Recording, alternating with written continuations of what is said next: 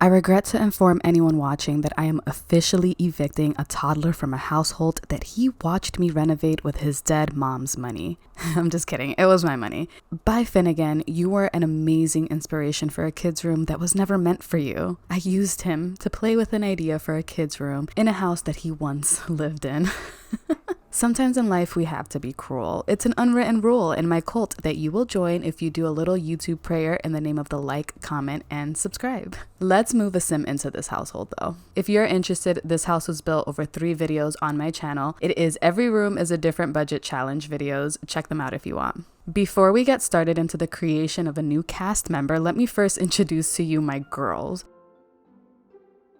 Say hello to my sisterhood, starting off with Giselle. Okay, I'm not gonna lie, Giselle is one of my favorites. I mean, they're all my favorites, but Giselle is the favorite of the favorite. She's the joyful go-getter who lusts for romance. She gets into a lot of relationships, and I really love that about her. Up next, we have Savannah. She's my crush sim, by the way. I love her. I made her a bit shorter for the plant scenario. She's an overly ambitious sim that's rough around the edges, but she secretly desires a family of her own. She has more of a hard time being in a relationship in general, and I also do love that about her. Then we have Sierra.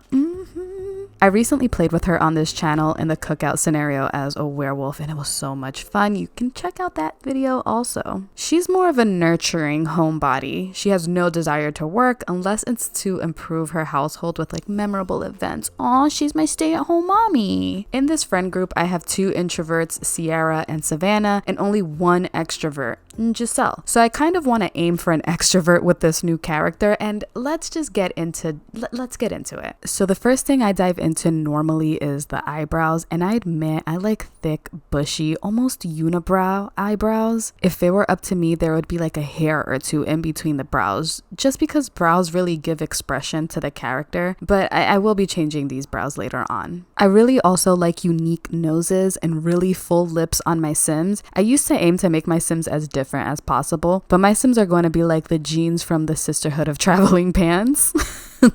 My Sisterhood of Traveling Custom Content Pants will journey together through all kinds of quirky mishaps that brings me to this character's journey. This brand new sim will be another she/her sim, and she is going to be joining my Sisterhood. I do also have a whole Chad crew, but I go through phases where I'll play with she/her sims and he/him sims, and I do have a they/them sim that really deserves a makeover. This particular sim is going to be my indecisive lifestyle sim. She jumps on trendy lifestyles to like feel superior to others because deep down she's actually dealing with a lot of feelings of inadequacy. My aim for this sim is to unlock as many lifestyles as possible. And this is a tryout for my sisterhoods because I normally play at least once with a sim to see if I even like them in the first place. Not every sim is made equal. I absolutely despise one of my Chad sims. I can't bring myself to like play with him again. I just can't do it. He was very toxic. I like my sisterhood because their archetypes are fun to play in different scenarios, but I do also really love how lifestyles can affect my Sims' moods, especially when they're in an uncomfortable situation. So if they're an introvert and they're in an extroverted situation, they immediately get uncomfortable and performing interactions becomes way harder. So I really want a sim that's going to experience all of the lifestyles. However, she is a flawed sim. It was kind of hard to style her without cementing her aspiration and her character traits. If you watch my Every Room is a Different Budget challenge, you'll hear me say that the sim is going to be working from her kitchen, meaning she's gonna have the Master Chef aspiration.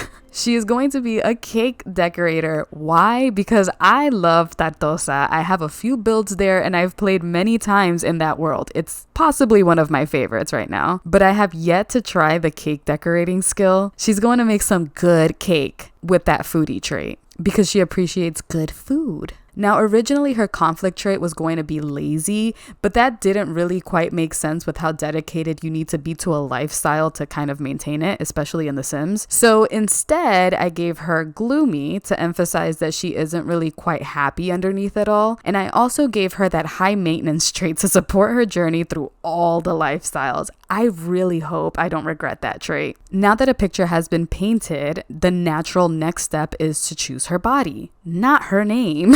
I should have chosen her name. But my sisterhood requires lumpy bodies. I love curves on my Sims. I love for them to have thicker arms, thicker legs, and just look lumpier in general. I know that that's probably not a good word to use, but I really love when they're a bit lumpy. I leave the weight and that muscle thingy in the middle, and I allow the Sim to dictate the rest from there. However her body changes is up to her, and I don't mess with it anymore. She does kind of start to come together in my head, but her hair kept clipping with her clothes, which was such a shame because it really suited her. As I kept imagining her, I really think she would benefit from a rich partner who takes her out to eat and spoils her. It won't fix why she's gloomy, but I think the amount of privilege it takes to switch from lifestyle to lifestyle needs to be maintained somehow, and she may not be invested in being the one to do all that work. She tries and she has drive, but she would rather try to enjoy her life and all the earthly pleasures that come with it because she is indulgent. So we're finally naming our Sim Miss Deborah Vernick?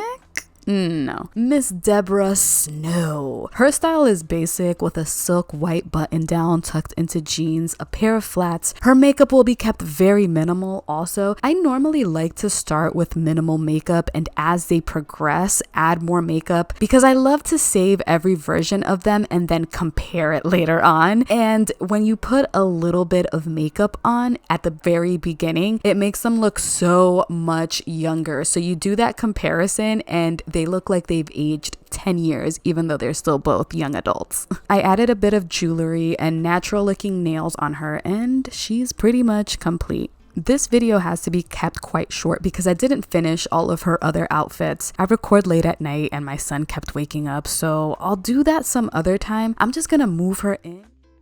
So she is all moved in and she can call this house home, and oh my god, she is so cute! I'm going to start her skills right up with some pre-mixed brownies. Ooh, baby is dropping things into the mix. She's learning like a toddler how to bake. So cute. Easy Bake Oven taught her.